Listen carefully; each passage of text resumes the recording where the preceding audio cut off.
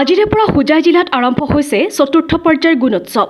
4 দিনীয়া কাৰ্যসূচীৰে আৰম্ভ হোৱা গুণোৎসৱৰ আজি প্ৰথম দিন। আজি প্ৰথম দিন উপলক্ষে বিদ্যালয়সমূহত আৰম্ভ হৈছে স্ব-মূল্যায়ন। পুৱা প্ৰাতঃসভাৰ অন্তত বিদ্যালয়ৰ পৰিচালনা সমিতিৰ সভাপতিৰ দ্বাৰা স্ব-মূল্যায়নৰ প্ৰশ্ন কাকতৰ পেকেট খুলি প্ৰশ্ন কাকতসমূহ ছাত্ৰ-ছাত্ৰীৰ মাজত বিতৰণ কৰিছে। এইবাৰ গুণোৎসৱত হোজাই জিলাত 941খন বিদ্যালয় সামৰি লোৱা হৈছে। তাৰ ভিতৰত 756খন প্ৰাথমিক বিদ্যালয়, 123খন আৰু 72খন উচ্চ মাধ্যমিক বিদ্যালয় আছে। এই গুণোৎসৱ 1,39,567 ছাত্ৰ-ছাত্ৰীয়ে অংশগ্ৰহণ কৰিছে। কালিৰে পৰা চৰকাৰী শিক্ষা বিভাগে নিযুক্তি দিয়া বিষয়াসকলে আহি ছাত্ৰ-ছাত্ৰীৰ মূল্যায়ন কৰিব।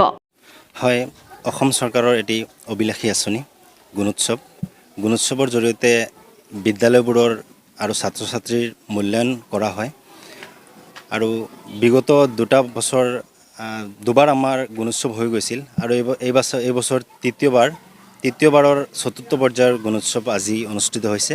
আৰু এই গুণোৎসৱৰ আজি আমাৰ প্ৰথম স্ব-মূল্যায়ন। এই স্ব-মূল্যায়নৰ আজি ল'ৰা ছোৱালীক প্ৰশ্ন দিয়া হ'ব আৰু তেওঁলোকৰ প্ৰশ্ন উত্তৰখিনি আমি আমাৰ নিৰ্দিষ্ট হাতপুথিত আমি সংৰক্ষণ কৰি ৰাখিম।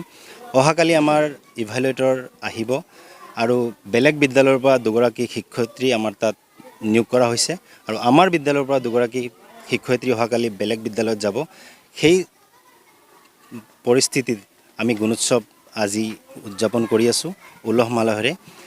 এই চেগতে মই অসম চৰকাৰক ধন্যবাদ জ্ঞাপন কৰিম, যিহেতু বিগত সময়ছোৱাত বানপানীৰ কাৰণে গুণোৎসৱ আমাৰ পিছুৱাই গৈছিল আৰু আজি আমাৰ চতুৰ্থ পৰ্যায়ৰ গুণোৎসৱ অনুষ্ঠিত হৈছে।